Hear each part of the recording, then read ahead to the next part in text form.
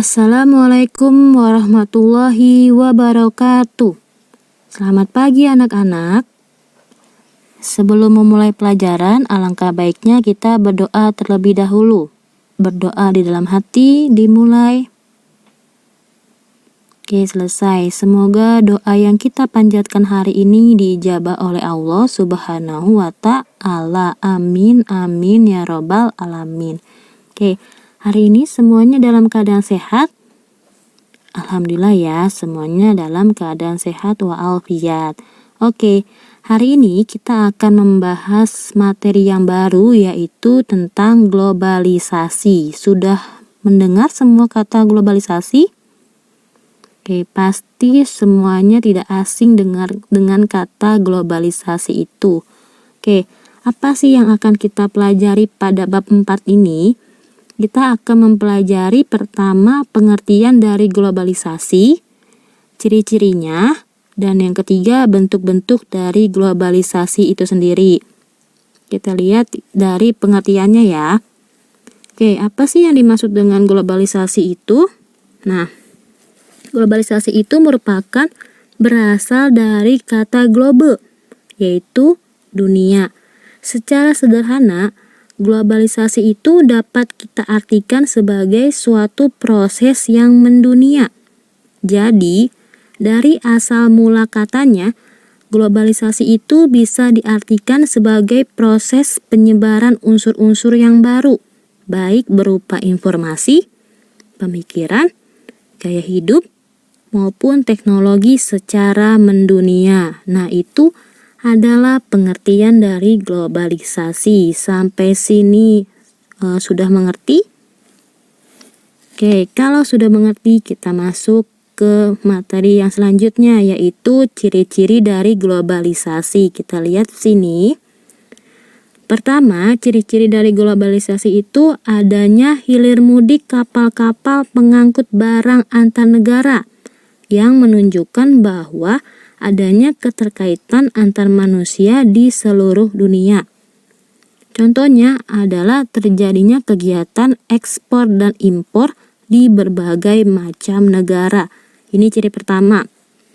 Ciri kedua, terdapat perubahan dalam konstantin ruang dan waktu. Contohnya pada perkembangan barang-barang seperti telepon genggam, televisi satelit, dan internet menunjukkan bahwa komunikasi global itu sudah demikian cepatnya. Dan sementara melalui pergerakan massa semacam turisme akan memungkinkan kita itu bisa merasakan banyak hal dari budaya yang berbeda. Nah, itu ciri yang kedua.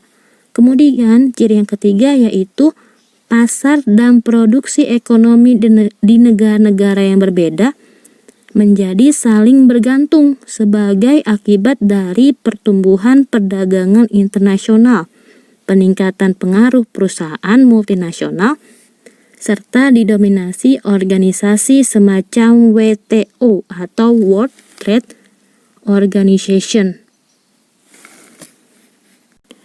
Nah, ciri yang selanjutnya yaitu adanya peningkatan interaksi kultural melalui perkembangan media massa.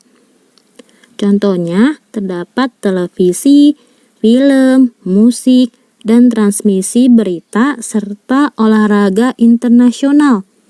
Saat ini kita itu sudah dengan bebas mengkonsumsi dan mengalami gagasan serta pengalaman baru mengenai hal-hal yang melintasi beraneka ragam budaya, misalnya dalam bidang fashion, literatur, dan makanan. Dan ciri yang terakhir yaitu meningkatnya masalah bersama, misalnya pada bidang lingkungan hidup, krisis multinasional, dan inflasi regional, dan lain-lain. Nah, ini adalah ciri-ciri dari globalisasi ya. Oke, selanjutnya. Nah, tadi ciri-ciri dari globalisasi. Nah, sekarang kita akan masuk bentuk-bentuk globalisasinya.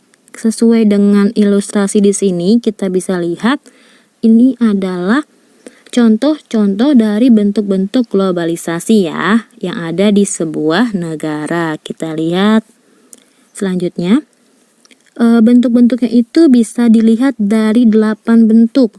Ya, pertama dari gaya hidup, kedua makanan, ketiga pakaian, keempat informasi, kelima perjalanan, keenam bahasa, ketujuh kesenian, dan kedelapan adalah mata pencaharian. Oke, dari gaya hidup. Gaya adalah pola tingkah laku sehari-hari dalam masyarakat, sedangkan gaya hidup menyangkut kesibukan, makanan, mode pakaian, kesenangan, dan lain-lain. Gaya hidup di era global ini telah banyak menggeser pada bentuk-bentuk tradisional kepada gaya hidup global yang berorientasi ke arah barat. Oke, itu gaya hidup ya. Selanjutnya yaitu kedua, ada makanan. Nah, makanan pada era global masyarakat sekarang ini lebih cenderung mengkonsumsi makanan yang lebih praktis atau cepat saji, fast food ya. Jadi makanan ini itu awalnya berasal dari negara maju, kemudian negara maju sudah mulai memasarkan produknya ke seluruh dunia.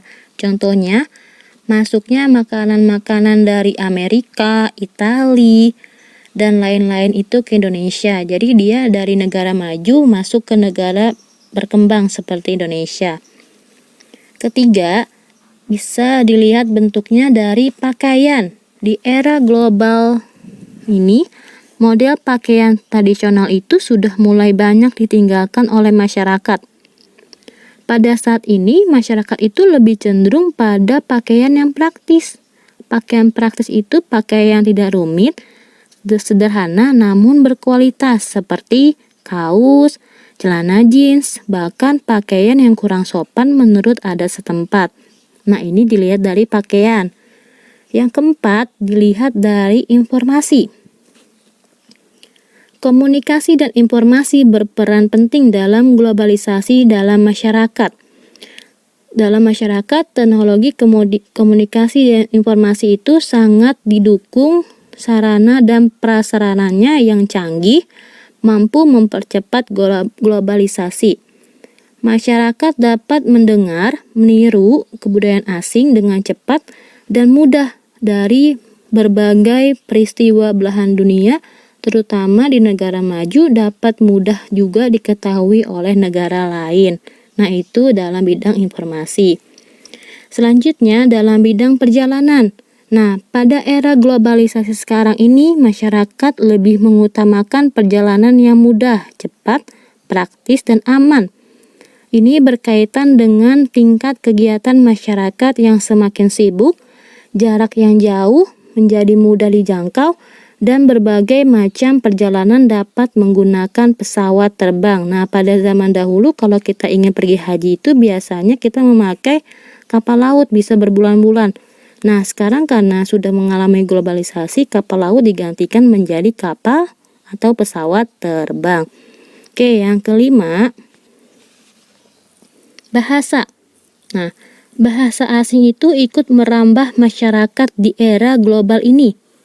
Akan tetapi di era global ini, penggunaan bahasa Inggris itu semakin intensif dalam beberapa hal.